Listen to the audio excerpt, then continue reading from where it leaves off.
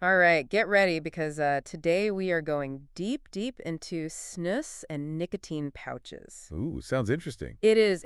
Our source material is the website Snusline. Okay. And just glancing through it, some of these brand names, Siberia, Pablo, and flavors like blueberry snus. Wow. Yeah, it's a whole world I'm ready to learn more about. Well, it is fascinating how snus has evolved. I mean, we know that in Sweden, it's been a cultural staple, right, for centuries. Yeah, Traditionally, a moist tobacco product, right, tucked under the lip. right.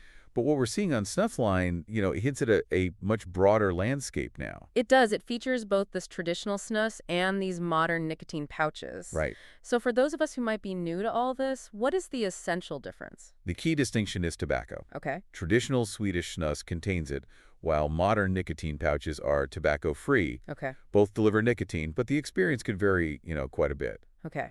And it seems like there's a real movement towards these newer pouches, these tobacco-free pouches. So is it fair to say that both types, whether with tobacco or without, are still used the same way? Exactly, yeah. Both Okay. are placed under the lip. Gotcha. And what I really like about Snusline is it seems to be catering to both newcomers and veterans.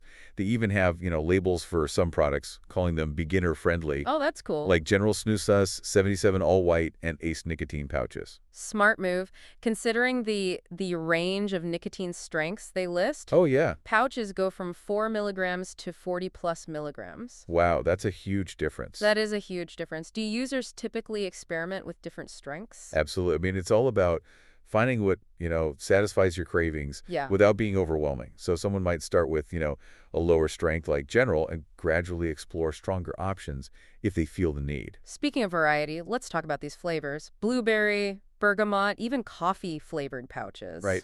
Are we seeing a shift away from the traditional tobacco taste, a move towards something more, I don't know, mainstream? Yeah, that's a really interesting observation. What's interesting is that the flavor profiles have exploded, in recent years, particularly with the rise of nicotine pouches. It's partly driven by consumer demand, right, for variety. Yeah. But also, I think there's an attempt to appeal to a wider audience, maybe even those who wouldn't typically consider tobacco products. And then they have a whole section on caffeine pouches. Oh, interesting. No nicotine, just a jolt of caffeine delivered the same way. Oh, wow. Is this basically an energy drink for your gums? That's a great question.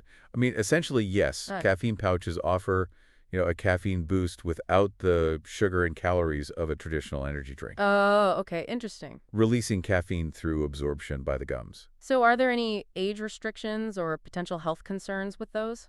Yeah, that's a really good point. There are often age limits, similar to regulations for energy drinks. Gotcha. Um, and oral health is definitely something to consider with both nicotine and caffeine pouches, Okay. but we can maybe explore that in a bit more detail later on. Good point. What really caught my eye is they also sell vape products. Hmm. Is there a connection between snus users and those interested in vaping? Do they attract similar customer bases? There's definitely some overlap. Okay. Some people use both, perhaps choosing, one for certain situations and the other for different contexts. Yeah. It could be about personal preference, social acceptability, or even, the different sensations each product offers. So it's not just traditional Swedish snus anymore. We Right. have tobacco-free nicotine pouches, caffeine pouches, vape products. The variety is The incredible. options are expanding. And speaking of options, the brand names alone are a journey. Siberia, Velo, Zin, Odin's, Pablo. Right.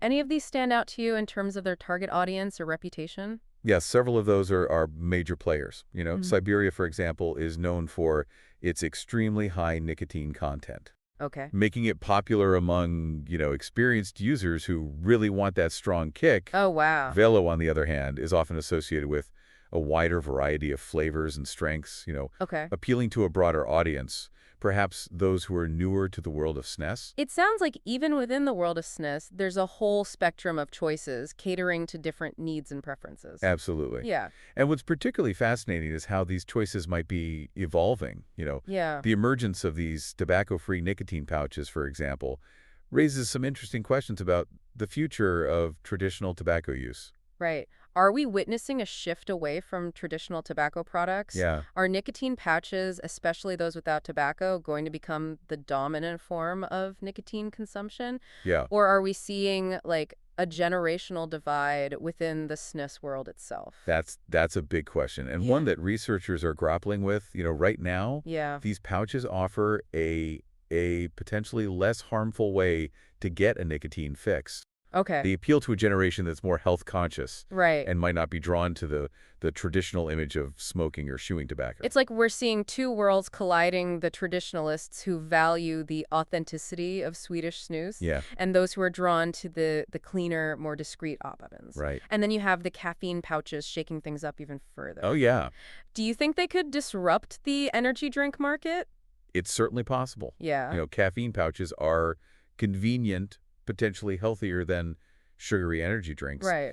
And the discrete format could be a game changer for certain situations where cracking open a can just isn't practical. I can see it now, like ponging a caffeine pouch during a board meeting instead of sneaking out for a triple espresso. Exactly. Yeah. It opens up a whole new realm of possibilities. Yeah. And what's interesting is that, ties back to the question of evolving consumer needs. Right. What's driving this shift? Is it convenience? Yeah.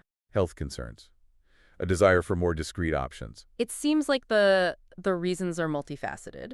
Yeah. But for the average person who's intrigued by all this but doesn't know where to start, what advice would you give them? I'd say don't be intimidated by the variety. Okay. Websites like Snusline, do a good job of providing clear information Yeah. on each product from nicotine strength and flavor profiles to user reviews. Right. They even have sections specifically for beginners. That's great. Yeah. So, yeah, it's out there. And they recommend starting with a product with a lower nicotine strength, which seems like a sensible approach. Definitely, definitely. Yeah, you don't want to jump into the deep end right away. Precisely. Start slow, experiment, and find what works best for you. Right. And of course, always be mindful of any age restrictions and potential health considerations. Right, right. Speaking of which, let's address the elephant in the room, the potential impact of snus and nicotine pouches on oral health.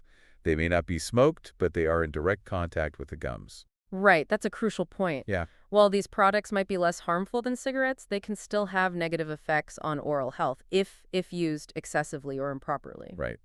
What are some of the specific risks people should be aware of? One major concern is gun recession. Okay. Constant pressure from the touch can lead to, tissue damage, Right. exposing the roots of the teeth and increasing the risk of sensitivity, decay, and even tooth loss. Yikes. That doesn't sound good. Yeah, it's right. Anything else? Another risk is stained teeth. Oh, okay. Nicotine itself can cause staining, and some flavored pouches contain ingredients that can further contribute to discoloration. So moderation and good oral hygiene are key, Absolutely. just like with anything else, it seems. Yeah, it's all about balance. It seems there's still a lot we don't know about the long-term effects of these products, That's true. especially the newer tobacco-free pouches. Right. Yeah. More research is definitely needed. But it's crucial for consumers to be informed and make educated choices based on the available evidence. Right. And that brings us back to Snusline and its role in all this. Okay. They do touch on the potential of these products for harm reduction, Okay. particularly for smokers trying to quit. Yeah. Do you see any merit in that argument? It's a complex issue, and there's no easy answer. Right. Some studies suggest that snus, especially, may be less harmful than cigarettes and could potentially help smokers transition away from combustible tobacco. Yeah, But it's crucial to remember that any form of nicotine consumption carries risks, of course. and these products shouldn't be seen as a completely safe alternative. Exactly. It's a balancing act, Right. weighing potential harms against potential benefits. Right. And ultimately, it's up to each individual to decide what's right for them, Yeah. armed with the best information available. Well, I think we've covered a lot of ground today. We have- We've explored the history of snus, the rise of tobacco-free nicotine pouches, the caffeine pouch phenomenon, Yeah, the connection to vaping, and even delved into some health considerations. absolutely. It's a fascinating and rapidly evolving world. It really is. And who knows what the future holds? Will we see even more innovative products emerge? Will regulations change? Right. Will consumer preferences shift even further away from traditional tobacco? Only time will tell. It's going to be interesting to see what happens. It's definitely something to keep an eye on, but for now, I think we've given our listener plenty to chew on. Pun intended. Perhaps. But on a serious note, I think the biggest takeaway here is that the world of snus and nicotine pouches is far more diverse and nuanced than most people realize. Right, There's a whole spectrum of options out there. right. And it's up to each individual to explore, experiment, and find what works best for them. And as with any product that affects your health, it's essential to stay informed, weigh the risks and benefits, and make choices that align with your personal values and goals. Excellent advice. So for our listener out there, I'll leave you with this final thought. If you're curious about snus and nicotine pouches, don't be afraid to do your research, ask questions, and perhaps even give a low-strength option a try. Right. You might be surprised by what you discover. And who knows, you might even find yourself craving a blueberry snus. Hey, I'm not ruling anything out at this point. This deep dive has definitely opened my mind to a whole new world. Me too, me too. It really does seem like there's a movement towards more modern forms of nicotine consumption, doesn't it? Yeah, it does. And that makes me wonder about the regulatory landscape. Is it catching up to these innovations? Like, are regulations for nicotine pouches the same as for traditional tobacco products? That's a really important point, and the answer isn't always straightforward. Okay. Regulations can vary widely, from country to country, Right. and even within different regions of the same country. Gotcha. In some places, nicotine pouches might fall into the same regulations as traditional tobacco, while in others they might be treated more like dietary supplements. So it's a bit of a wild west out there, at least in terms of regulation. In some ways, yeah, it is. Okay. And this regulatory uncertainty adds another layer of complexity to the whole discussion. Right. It makes it even more important for consumers to do their research and understand what they're getting into. This all makes Snusline's role even more interesting. They're not just selling products. Right. They're providing information and guidance Exactly. in a space that's still evolving. Yeah, I mean, they even have sections dedicated to explaining the different regulations and age restrictions in different regions. Oh, wow. That kind of transparency is crucial for consumers, especially those who are new to this world.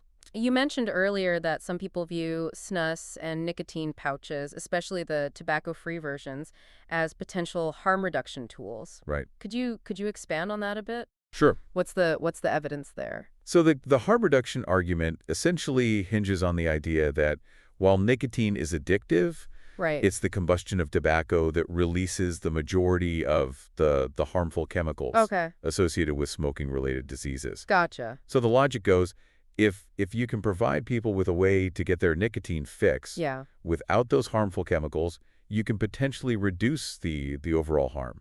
That makes sense. But I imagine there are a lot of nuances to that argument. Absolutely. There's ongoing debate about the long-term health effects of snus and nicotine pouches, Okay. whether they truly serve as a gateway to quitting nicotine altogether, Yeah. or if they simply perpetuate dependence. And what about the impact on youth? Is there a concern that these products, especially with their appealing flavors and discrete formats, might attract a younger audience? Yeah, that's a valid concern, and it's one that, public health officials are closely monitoring. Some argue that these products could renormalize nicotine use Okay. and make it more appealing to youth who might not have otherwise considered, traditional tobacco products. So it's a delicate balancing act between potential harm reduction benefits for current smokers Right. and the potential risks of attracting new, younger users. Precisely. And that's where education and regulation become even more important.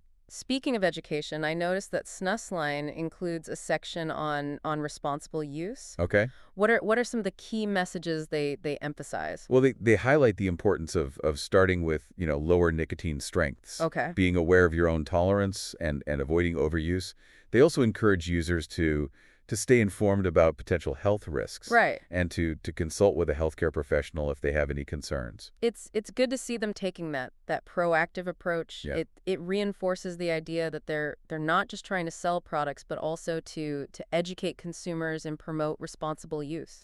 Exactly. And that's something that's often overlooked in discussions about these products. Right. There's a tendency to focus on the negatives. Yeah. But it's important to acknowledge that there are companies and individuals out there who are genuinely committed to harm reduction Right. and responsible use. It's a reminder that even in a complex and sometimes controversial industry, there's room for nuance and ethical considerations. Absolutely. And those considerations should be at the forefront of any conversation about the future of, snus, nicotine pouches, and other alternative nicotine products. Now, you mentioned earlier that some of the brand names on Snusline stood out to you. Right? Could you tell us a bit more about what makes those brands unique? Sure. Take Siberia, for example. It's known for its incredibly high nicotine content, Okay. which makes it popular among a specific type of user, Right. who's looking for an intense experience. Yeah. It's almost become a bit of a legend, in the snus world. Right. but it's definitely not for everyone. It sounds like it's for the hardcore snus enthusiast. Exactly. Then you have brands like Velo that have taken a different approach. Mm-hmm. They focus on a wider variety of flavors and nicotine strengths, aiming to appeal to a broader audience, Okay. including those who are newer to sniffs or looking for something less intense. So they're catering to those who might be transitioning from traditional cigarettes or those who are just curious about trying snus for the first time. Exactly. Yeah. Okay. And they've also been very successful in marketing their products as modern and stylish, Right. which has helped to change the perception of snus Okay. among some consumers. It's interesting how these different brands are carving out their own niches within the market, Yeah, appealing to different segments of consumers. it is, and it speaks to the growing diversity of the snus and nicotine pouch market as a whole. Okay, so we've talked about the rise of tobacco-free nicotine pouches, Right. right? The potential for harm reduction, the regulatory landscape, responsible use, Yeah. and even brand differentiation. Yeah, it's a lot. What stands out to you as the most fascinating aspect of all this? Honestly, for me, it's the potential for disruption. Okay. We're seeing a shift away from traditional tobacco products, Yeah. the emergence of new technologies and delivery systems, Yeah. and a growing awareness of the need for harm reduction. Right. It's a really dynamic time in this industry, and it'll be fascinating to see how it all plays out in the years to come. I agree. It feels like we're on the cusp of something big, a real paradigm shift in how we think about and consume nicotine. And who knows what innovations are just around the corner. Maybe we'll see, even more personalized nicotine delivery systems or products that incorporate other, beneficial ingredients. Right. The possibilities seem endless. It's exciting and a little bit daunting at the same time. Yeah. But that's what makes it so interesting to explore. Exactly. And speaking of exploring, there's one more aspect of this world we haven't touched on yet. Okay. The social and cultural dimensions of snus use. Oh, that's right. We talked about the history of snus in Sweden, but we Yeah. haven't really delved into how it's perceived and used in different cultures today. Right. And that's a whole other deep dive in itself. Well, maybe that's a topic for another episode. For now, I think we've given our listener a pretty comprehensive overview of the world of snus and nicotine pouches. I agree. We've covered a lot of ground. Yeah. From the basics to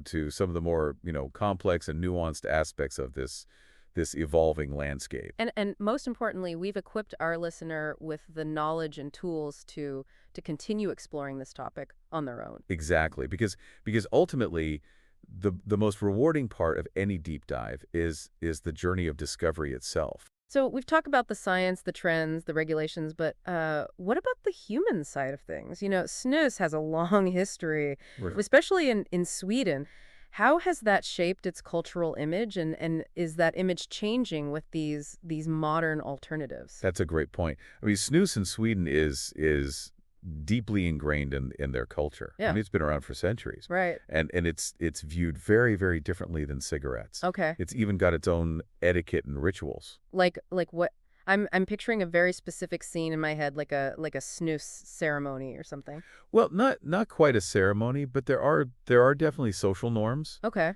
Traditionally, you wouldn't offer someone a snus the way you might offer, a cigarette. Right. It's more of a personal thing. Yeah. And there are even certain places where using snus is considered more acceptable than smoking. Oh, wow. Even indoors sometimes. So it's almost like it has its own place in Swedish society, separate from other forms of tobacco use. Exactly. But what's interesting is how that perception is evolving. Yeah. Both within Sweden and internationally with the rise of nicotine pouches. Okay. These pouches are seen as more modern, discreet, and even fashionable, Okay. especially among younger generations. So it's almost like nicotine pouches are shedding the old-fashioned image of snus, Right. and appealing to a whole new demographic. That's what we're seeing. And Okay. and this shift has implications for how snus is marketed and perceived globally. I mean, brands are now promoting nicotine pouches as a stylish,